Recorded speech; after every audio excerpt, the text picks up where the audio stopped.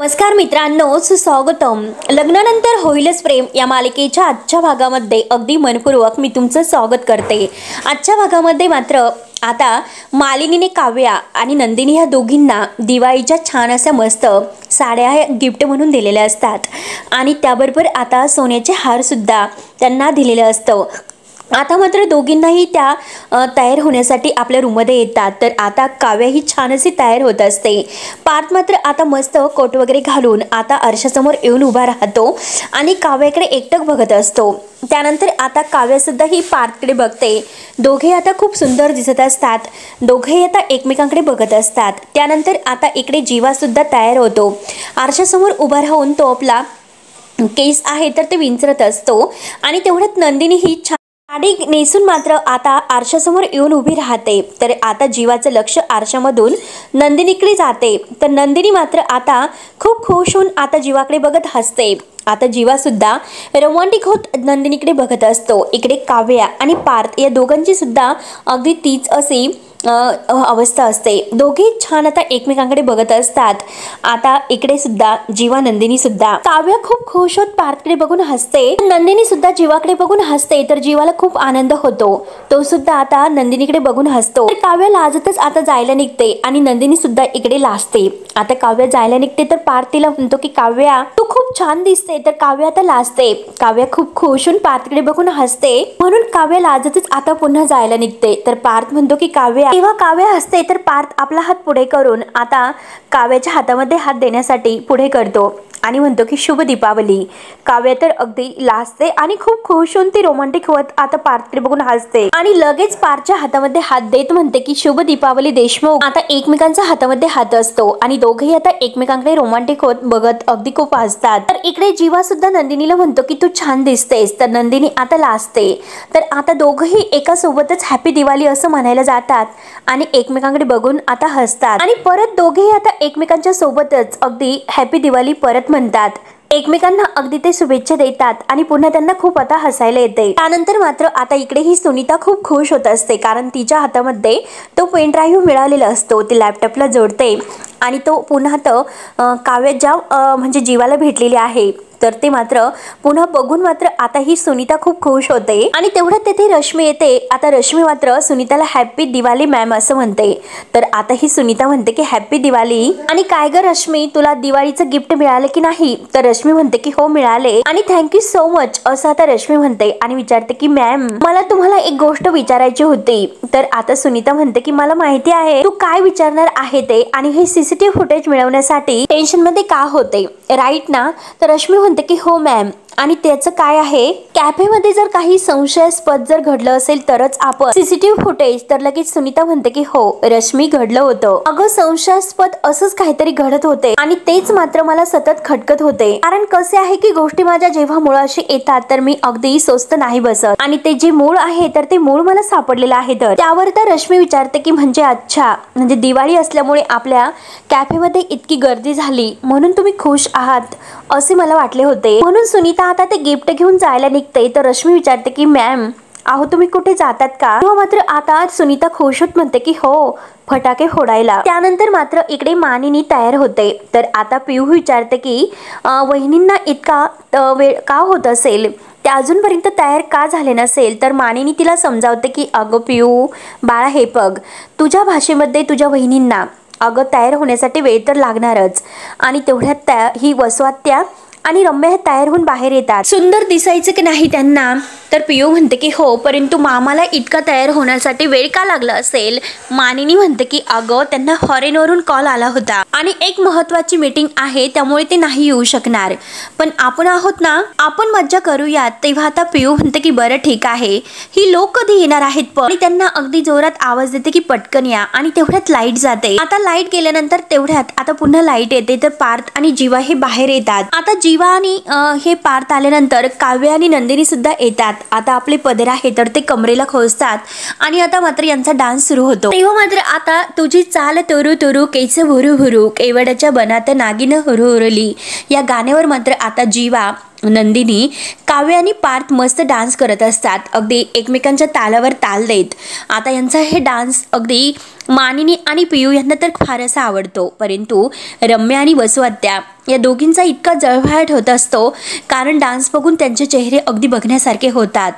मानिनी खूप छान आता खुश होत टाळ्या वाजवत असते. तेव्हा मात्र आता यांचा मस्त डान्स होतो. आता नंदिनी आणि काव्या खूप खुश होऊन पार्थ आणि जीवा यांच्यासोबत डान्स करत असतात. तर मानिनी आणि पिऊ सुद्धा अगदी त्यांना साथ देण्यासाठी डान्स करायला येतात आणि सगळेजण एकत्र येऊन छान असा डान्स करतात. सगळेजण खूपच खुश असतात. त्यानंतर मात्र सगळेजण टाळ्या वाजवतात. तर मानिनी म्हणते की हो हो वाव, खूपच छान तुम्ही सगळे चौघेजण नाचलात, खूपच मज्जा आली. तेव्हा आता नंदिनी म्हणते की आई खूप प्रॅक्टिस केली तेव्हा कुठे हे सर्व डान्स करायला जमले. आणि तेवढ्यात पियू आता ते बॅग आहे फटाक्यांच्या तर ते हातात घेते आणि म्हणते की चला तर आपण सगळेजण फटाके फोडायला वर जाऊया गच्चीवर.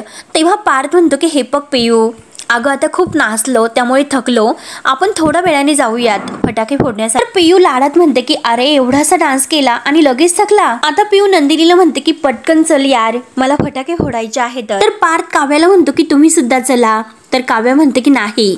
पार्थ विचारतो की का. तर काव्या म्हणते की हे बघा फटाक्याच्या वासांनी खरंच मला खूप मळमळ होते आणि काय होईल माहिती आहे का, फटाक्यावरचा सगळा फोकस आहे तर तो काव्या देशमुख वर येईन, त्यामुळे नकोच. तुम्ही सगळेजण जा, मस्त मजा करा, हो की नाही पियू. तर पियू म्हणते की हो ओके. तेव्हा काव्या म्हणते की मी एक काम करते, तुम्ही सगळेजण फटाके फोडून येण्याच्या आतमध्ये तर मी तुमच्यासाठी सगळ्यांसाठी कडक चहा रेडी ठेवते. परत आता पार्थ, जीवा आणि नंदिनी, पियू हे सगळेजण फटाके फोडायला गच्चीवर जातात. आणि तेवढ्यात मानिनी आणि काव्या मात्र दोघीच असतात. तर आता ही सुनीता दरवाजात येते आणि हॅप्पी दिवाळी मानिनी असं म्हणते. मानिनी मात्र सुनीताला बघून खूप खुश होते, परंतु काव्याला आता ह्या सुनीताला बघून एक खूप मोठा धक्का बसतो. आता काव्य विचार करते की सुनीता काकू आता इथे का आले असतील आणि अरे देवा, जीवा जर आता सुनीता काकूंसमोर आला तर मात्र अवघड होईल, म्हणून काव्याला टेन्शन येते. काव्य आता सुनीता काकूंकडे बघत असते. मानिनी आता सुनीताला म्हणते की वा, खरंच आलीस तू आणि तुला सुद्धा दिवाळीच्या खूप खूप शुभेच्छा. तर सुनीता खुश होत म्हणते की हो, तुम्हाला सगळ्यांना सुद्धा ही दिवाळी सुख समृद्धीची, आनंदीची आणि भराभराटीची जावो. आणि काव्याकडे बघत म्हणते की तुमच्या डोळ्यावर जी झापडं लावलेली आहे तर ती निघून जावं, ही तर माझी देवाकडे मनापासून प्रार्थना असेल. तर काव्या मात्र आता सुनीता काकूकडे बघत असते आणि आता काव्याला राग येतो. सुनीता काकूचं हे जे बोललं आहे तर ते काव्याला ठसते. तर सुनीता काकू काव्याला म्हणते की तुला सुद्धा दिवाळीच्या खूप खूप शुभेच्छा. तर आता काव्या सुद्धा म्हणते की हो सुनीता काकू, तुम्हाला सुद्धा दिवाळीच्या खूप खूप शुभेच्छा. तर सुनीता काकू हसून म्हणते की काव्या, अगं आज तर तू खूप गोड दिसतेस, चेहरा केवढा खुल्लाय ग तुझा. आणि हे काय ग, आता काव्याचं मंगळसूत्र आहे तर ते पदराड असते.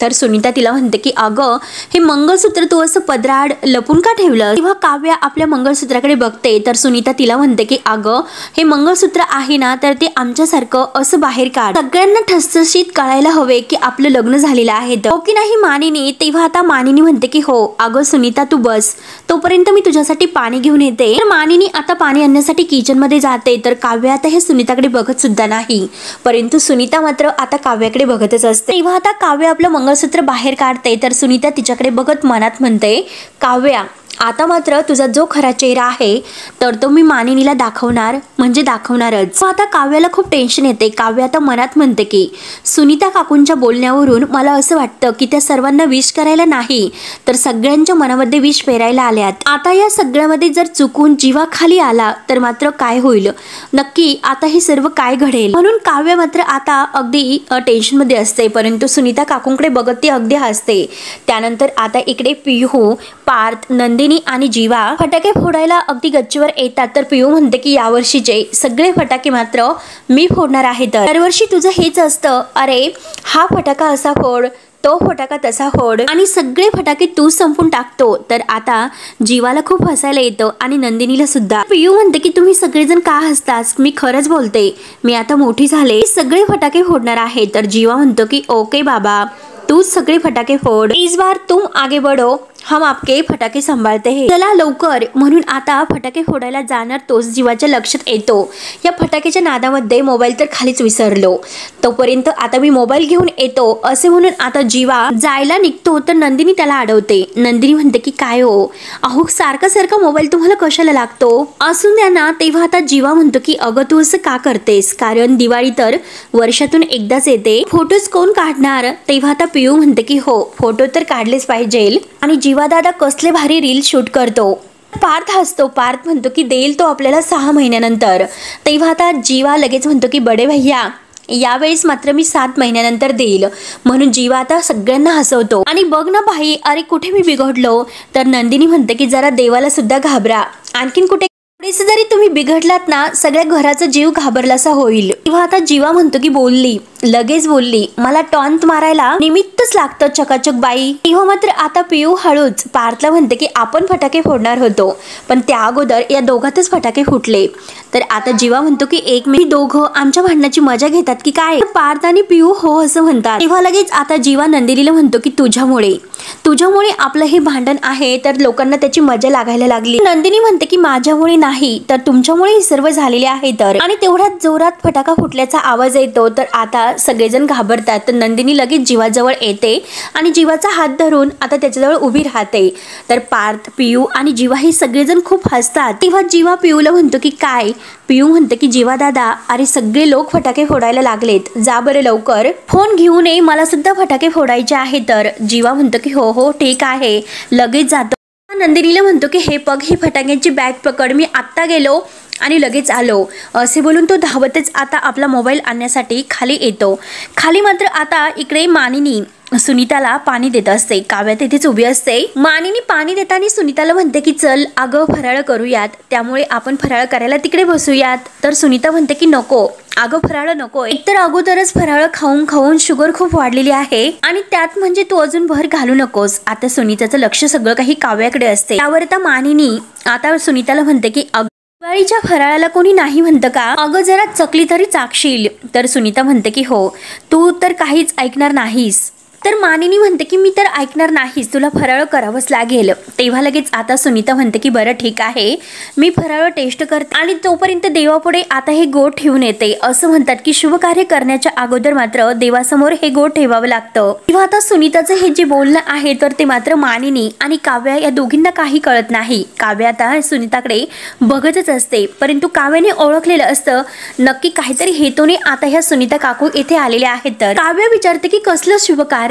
तर आता ही सुनीता म्हणते की हो कळेलच तुम्हाला, आलेच मी. असे बोलून आता लगेच सुनीता देवाजवळ जाते. तर मानिनी म्हणते की तोपर्यंत मी फराळ तयार ठेवते. आता सुनीता काकू ह्या देवघरात जातात. तोपर्यंत जीवा आता गच्चीवरून खाली येतो. आता जीवाला बघून मात्र काव्या खूपच घाबरते. आता काव्याला भीती वाटत असते की जर सुनीता काकूंचं लक्ष जीवाकडे गेले तर अवघड होईल. जीवा मात्र आपला मोबाईल शोधत असतो. तोपर्यंत सुनीता काकू देवघरात देवाला नमस्कार करत उभ्या असतात. काव्याला आता काय करू आणि काय नाही अशी तिची अवस्था होते. काव्या खूपच घाबरते. तिच्या तोंडातून शब्द निघत नसतो. ती घाबरतच म्हणते की जीवा तू काहीतरी शोधतोस का. तर जीवा म्हणतो माझा फोन खाली राहिला, तो घ्यायला मी आलो हो. आता काव्या सुनीताकडे बघते की सुनीता काकू आलेत की काय आणि परत ती जीवाला म्हणते की तुम्ही एक काम करा, तुम्ही वर जा, तोपर्यंत मी तुमचा फोन ते आणि तुम्हाला आणून देते. तर जीवा म्हणतो की एक मिनिट, माझा फोन कुठे आहे हे तुम्हाला कसं माहिती. आणि तेवढ्यात मानिनी आता फराळ घेऊन येते आणि ती हे सर्व ऐकते आणि जीवाला म्हणते की झाले, अरे तुझा मोबाईल तू कुठे ठेवतो हे तुला सुद्धा माहिती नाही, मग आम्हाला कसं माहिती असणार आणि तो तुला कायम शोधून द्यावा लागतो. तर आता जीवा हात जोडतो आणि सॉरी म्हणून मी आता फोन शोधू का असं म्हणतो. परत मानिनी आता ही डायनिंग टेबलजवळ जाते. तोपर्यंत अजूनही सुनीता देवघरातच असते. जीवा मात्र आपला फोन शोधत असतो. आता काव्याचा जीव अगदी कावराबावरा होतो. नक्की काय करू, जीवा केव्हा इथून जाईल आणि सुनीता काकूंचं लक्ष जीवाकडे जायला नको म्हणून काव्याची आता जीवाची लगबग सुरू असते. काव्या घाबरतच पुन्हा जीवाला विचारते की काय झालं, फोन सापडला का. तेव्हा मात्र आता जीवा म्हणतो की नाही, मी फोन शोधतोय परंतु अजूनपर्यंत फोन काही शोधत नाही. तेव्हा आता जीवा फोन शोधतच असतो. तर मालिनी पुन्हा येते आणि म्हणते की काव्या तू एक काम कर, अगं तू असं कर की आता तू तुझ्या फोनवरून एक कॉल कर, म्हणजे रिंग वाजेल आणि फोन लवकरात लवकर कुठे आहे हे आपल्याला सापडेल. तेव्हा आता लगेच जीवा म्हणतो की हो लवकरात लवकर कर बरं काव्या फोन. तर तोपर्यंत अजून सुनीता काकू देवघरातच असते. जीवा मात्र आता फोन शोधत असतो. तर काव्य आता त्याच्या मोबाईलवर रिंग देते. आता मात्र जीवाचा जो काही फोन आहे तर तो फोन मात्र देवघरापाशी असतो. काव्याला आणखीनच टेन्शन येते. काव्या म्हणते की अरे देवा, फोन नेमकं आता देवघरात जवळच आहे.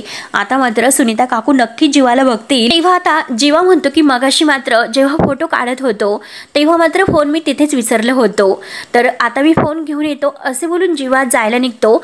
तर काव्य त्याला अडवते. काव्य म्हणते की थांबा, मी आणून देते तुमचा फोन, म्हणून काव्य धावतच जाते आणि आता जो फोन त्याने टेबलवर ठेवलेला आहे देवघराजवळ, तर तो फोन घाईने घेते.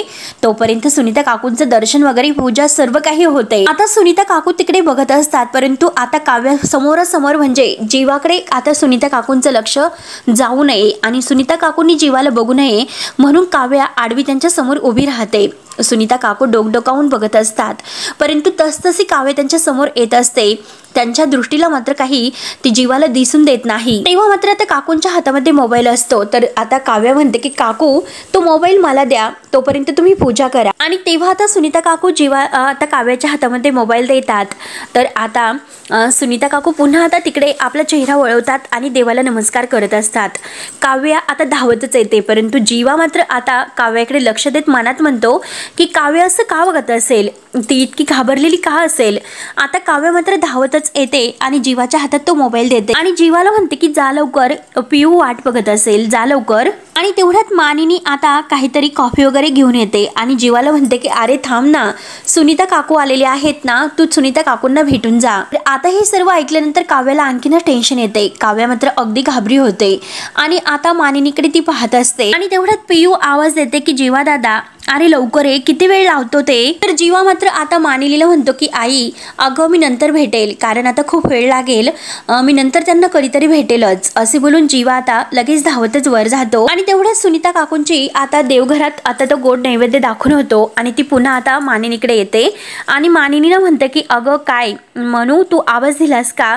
तर आता ही मानिनी म्हणते की हो हो. तर मानिनी म्हणते की अहो जीवा आला होता आणि तुमची आणि जीवाची अजूनपर्यंत भेट नाही झालेली आणि सगळेजण पोरं आहेत तर टेरेसवर फटाके उडवतात, येतीलच सगळेजण खाली. सुनीता म्हणते की अगं जाऊन दे, त्यांना एन्जॉय करून दे, आज मात्र स्पेशली मी काव्याला भेटायला आले. तर तेव्हा आता मालिनी म्हणते की अगं चल ना, ये आता लवकर. तर आता लगेच मालिनी आणि ह्या सुनीता काकू तिकडे म्हणजे डायनिंग टेबलवर जातात. तर काव्याला आणखीन टेन्शन येते.